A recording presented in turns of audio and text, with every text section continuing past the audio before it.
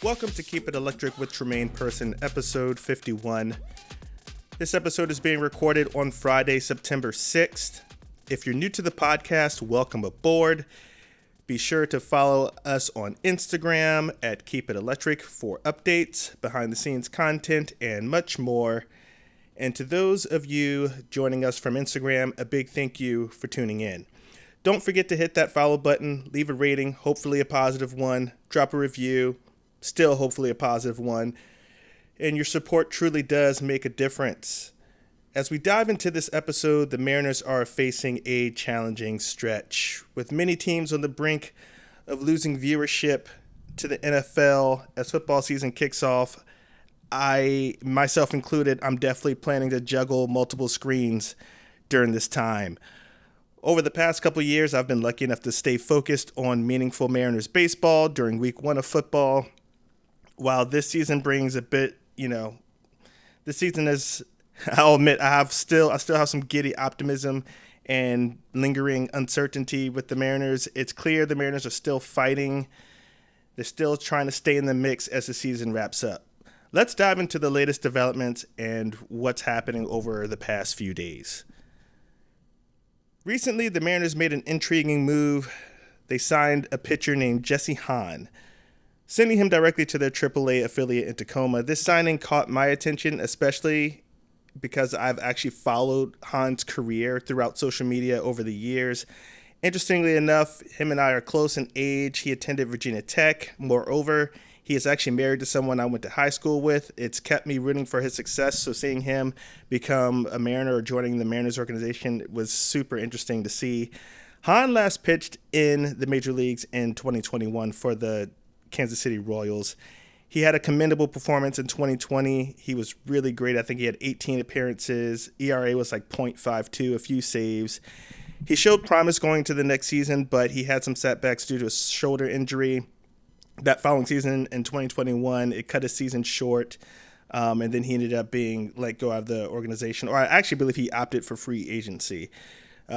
He worked to recover from those lingering injuries. He signed a minor league contract with the Dodgers in 2024, and then he was released this past August when we picked him up. That's where we picked him up. Now he's 35, continuing to pursue his Major League Baseball career. It's probably a long shot to see him don a Mariners uniform in the near future, but it's admirable to witness him plugging away and competing. With his experience, it's possible he could contribute significantly for the Rainiers down the road. I'm not really sure what the plan is with him as he works to improve himself in the minors.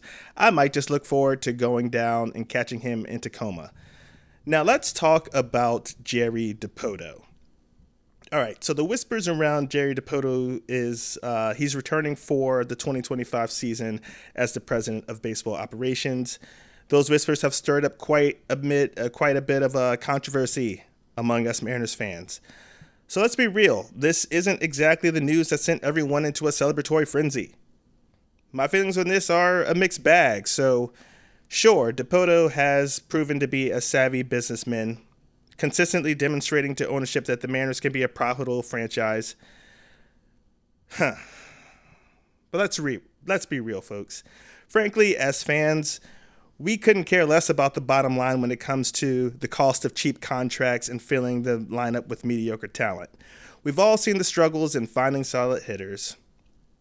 And then there's J-Rod and Cal Raleigh, who on the latter really deserve some flowers. Both of those guys have shown glimpses of promise when it comes to the franchise producing homegrown talent, and that's the key. I think we should run with that. So let's not kid ourselves. Expecting next year to be the year we finally break through is wishful thinking at best. It's tempting to believe that our farm system might bear fruit. The truth is that history hasn't been kind to us either. But on the other hand, and on the other end, when we manage to bring in a big bat, it often flops right here in Seattle. So maybe it's time we double down on developing our young talents. And I think that's where Jerry Dipoto and Justin Hollander and that part of the front office, I think that's what they do best. So instead of stacking up the pieces to acquire a big bat, maybe we double down on the pieces we already have. So yes, the pitching staff will get pricier over the next few seasons, but with contract control over promising names like Cole Young, Harry Ford, Ben Williamson, Michael Arroyo, Tyler Locklear, Lazaro Montez, Felton Celestin. Yes, the list really goes on and on here. Like, there's reason for cautious optimism. And I say these things knowing that, like, I don't dive deep into our farm development on this show, but I think there's a time and a place for that. This feels like a good time to mention it ever so slightly, but we can dive into this some more during the off season. At times, we might be delusioned that our current Major League roster, the way it sits right now, the way that's constructed, I think we as a fan base are delusioned that that's a winning roster. We must acknowledge that if the Mariners commit to this development path, we could actually be fostering something a lot more special down the line. So let's face it, if this is the trajectory that the front office chooses, and that's the direction they plan on going in, we're likely looking at a similar landscape that we're currently looking at right now in this moment when you talk in terms of playoff contention until 2027 or 2028. I think that's just the realistic part of it. And I understand that that is a grim thought, especially considering that key players like J.P. Crawford, Luis Castillo, and Logan Gilbert, they might not be on the roster at that point. But the potential for a core like what the Astros had, minus the scandal, of course, the potential for a core like that could be on the horizon for a team like Seattle. A lineup filled with up-and-coming serious talent, complemented by prime leadership in Julio and Cal, that could change the narrative for this entire thing. But only, and that's only, if ownership has the guts to invest in that. And I think that's what it comes down to. So as we move forward with these changes in the front office, and what I mean by changes, I mean like the Scott Service thing, it's clear that they're steadfast in their approach, opting to make the change in management by letting Scott Service go. The dynamic between Service and Dipoto may have become too strained to salvage, paving the way for fresh perspectives under the new management. That's Dan Wilson. Here's the kicker. While Dipoto might be a mastermind in financial maneuvering, he is aloof, and he has a tendency to antagonize the staff, the organizational chart. Yes, that's like the organizational chart. I feel like that's a corporate term for Jerry Dipoto, but he antagonizes that staff, and his lack of care to me is troubling. It feels like he's playing a game of profits at the expense of creating a winning culture, and that is really the problem that we're looking at right now with the Seattle Mariners. As fans, it's a tough reality. We're cheering for a franchise more interested in winning at a bargain. That isn't how the game works, and we know this, which makes it really hard to put up with. But when the Mariners finally do catch fire, and they will, make no mistake, they're going to catch fire, it will be a moment to savor. But until that moment, until the front office is out of the way and a new vision is embraced, get comfortable. Because we may be in for a long wait. They're serving up cheap meals and hoping for a banquet of success. That's just the reality that we're all dealing with as fans right now. I do think the front office is trying to establish a model of consistency, but the way that they're going about it, it doesn't really feel right. So again, mixed bags of feelings about it. I think we're still moving in the right direction, but still unclear of the ceiling with this front office the way that it is.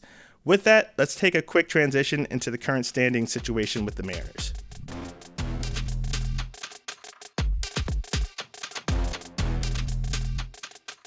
Okay, so yes, I said we're transitioning into the current standings with the Mariners, and what I'm getting ready to say next makes it seem like we're not, but we are. Just hold tight.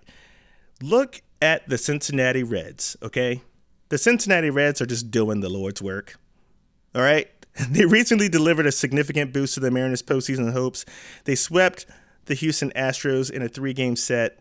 In the final game of that sweep, former Mariners first baseman Ty France contributed the only run for the Reds with a solo home run in the 7th inning. That helped complete the sweep. It's always fun and interesting to see a former Mariner have an impact that goes in the way of the Seattle Mariners. So thank you, Cincinnati Reds. During this Reds and Astros series, many Mariners fans, they probably shifted their focus to football after the A's managed their second consecutive walk-off win, and the Mariners experienced their 4th straight walk-off loss. However, the Mariners really did make a strong comeback, all right? So they won that 3rd game 16-3 and then 6-4 yesterday to split the series at 2 games apiece. They now head to St. Louis for a weekend series against the Cardinals. So that leaves the Mariners 4.5 games back behind the Astros. It keeps them within striking distance. Ideally, they need to be within 3 games of Houston when they face off in the final week of the season. Now, sweeping the Astros, I do see that as a challenging feat. It remains a critical goal for the Mariners if they hope to secure a playoff spot. The Cardinals, with a record of 71-69, they're 5 games out of the wild card spot. They face a tough road, especially with the Brewers holding a commanding lead in their division. The Brewers are up 10 games over Cincinnati. Like, their postseason hopes are all but gone. They struggle offensively, and their pitching is even worse, so they're super vulnerable. This is the perfect time for Seattle to strike right now. 4.5 games back. They could make up another game in this set, hopefully, on the Astros. And I say that because the Astros are taking on the Diamondbacks, who are 79-62. They're fighting for a playoff spot of their own, and really, like, this weekend is bigger for them. The Mariners have a prime opportunity to gain ground. The Astros have a relatively easier schedule after the Diamondbacks here following this weekend, so it's crucial for the Mariners to capitalize on this chance before facing the Rangers, the Padres, and then the Yankees after that. Now, one thing I find super interesting, and I'll admit it because I'm just as guilty of this too, is how often we overlook those electrifying games where the Mariners' offense absolutely erupts. For instance, this past Wednesday, when they put up 16 runs. At the same time, Luis Urias, who I definitely threw a little bit of shade at, I mentioned him in my last episode. He had a standout performance in that game. Sure, the offense has been a bit inconsistent, but explosive games like this, they kind of hint at the potential that was always there. It's a glimpse of what we can expect when everything clicks into place. The problem is it doesn't click very often. So even though the Mariners are currently facing some skepticism, I believe it's too early to count them out. With their chances of making the postseason still at 10%, there's definitely room for optimism. Thanks for tuning in for another episode of Keep It Electric. I'll be back next Tuesday to recap this weekend's action and dive into more Mariners baseball. Until then, have a fantastic weekend, keep it electric, and go Mariners!